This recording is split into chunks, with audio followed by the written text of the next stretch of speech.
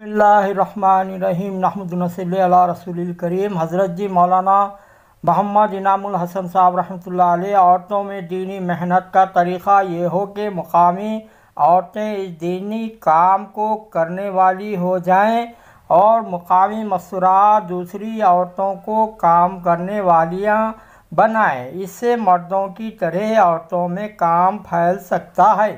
اس میں ایک اہم بات یہ ہے کہ عورتوں کا کام مردوں کی سرپرستی اور نگرانی میں شروع سے چلے اور یہ ہے ہر گھر میں عورتوں میں تعلیم ہو جائے۔ عورتوں کا کام مردوں کی سرپرستی اور نگرانی میں شروع سے چلے اور عورتیں ذمہ ہو کام کا طریقہ گھر میں عورتوں میں تعلیم ہو جائے، چاہے عورتیں کتابیں پڑھیں یا ان کے گھر کے مرد پڑھیں، جس میں گھر کے سب چھوٹے بڑے بیٹھے۔ تعلیم صرف فضائل کی کتاب میں سے ہو۔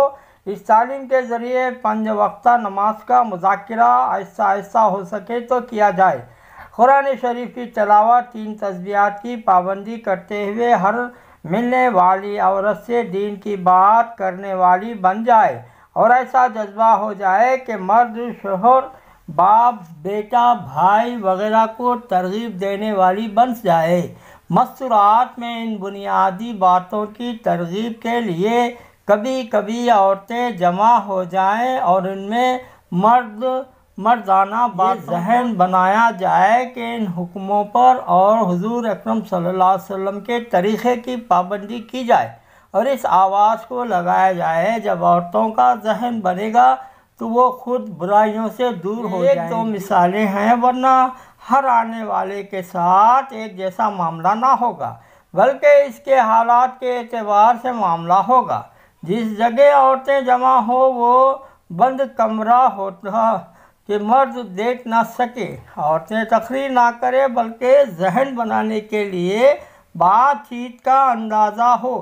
کتابی تعلیم کرنے میں کوئی حرج نہیں، اختلافی مسائل اور بات چیت نہ ہو۔ مسائل خود مردوں کے ذریعے مفتی صاحب سے پوچھے جائیں۔ ہمارے ساری گفتگو فضائل پر ہو۔ بے پردگی عام ہے، لیکن حکمت سے کام کرو گی تو دھیرے دھیرے پردہ آئے گا۔ کام ایک دم سے نہیں ہوگا، پہلے ذہن بنانے کی کوشش کرو اور یہ ذہن تعلیم تلاوت ذکر نماز دینی گفتگو اور دعا کے ذریعے بنے گا۔ نماز سیکھنے کا ذہن بن جائے تو محلے میں کوئی پڑھی لکھی عورت کے پاس لکھنے والیاں سیکھ سکتی ہیں۔ صحابیات کے واقعات کے ذریعے سادگی کا ذہن دھیرے دھیرے بنایا جائے۔ خبر جنت دوزخ اللہ کی عظمت والی بات چیت ہر ایک کے لیے مفید ہے۔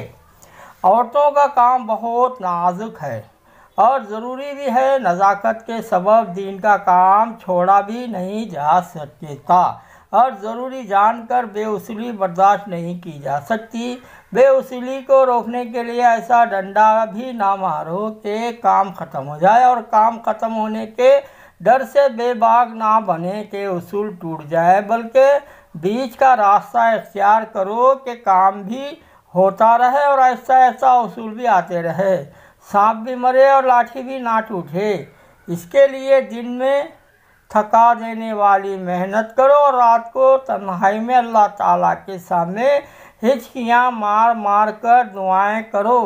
اللہ تعالیٰ کی ذات سے امید ہے کہ عالم میں دین پھیلے گا، مرنے کے بعد میٹھی نیند سوئے گا اور بعد میں جنت میں جا کر ہمیشہ ہمیشہ کے لیے مزے کرے گا، جس کا کبھی خیال بھی نہ کیا ہوگا۔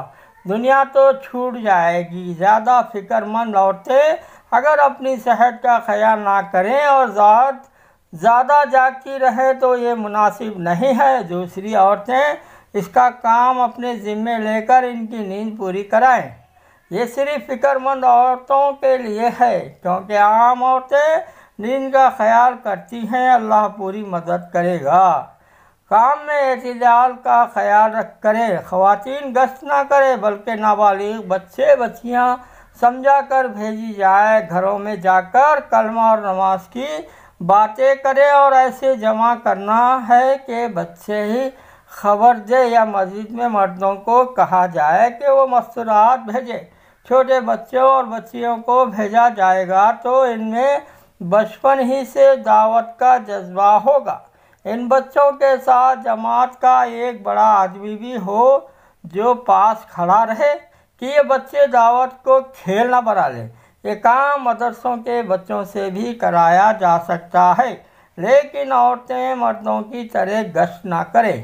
مستورات کے کام کرنے والیاں کہیں رہیں تو ان کا طریقہ یہ ہے کہ مستورات اپنی محنت میں ساتھ رہیں، ان میں تعلیم کرائی جائے، کتاب پڑھوائی جائے، نماز یاد کرائے، 6 نمبرات کی بات چیت سمجھائی جائے۔ بعض مرتبہ ان سے سیکھنے والی اور مستورات کو ان مردوں کے ساتھ کچھ وقت کے لیے بھیجا جائے تاکہ کام کا بوجھ ان کے سر پر پڑے، پھر پرانی مستورات سے دوبارہ آ کر ملیں اور کارگزاریاں سنائیں۔ اس طرح نئی عورتیں کام کرنے والی عورتیں بنے گی اور آخرت کے ذخیرہ ہونے کی امید ہے۔ اللہ سمجھ اللہ فرمائے۔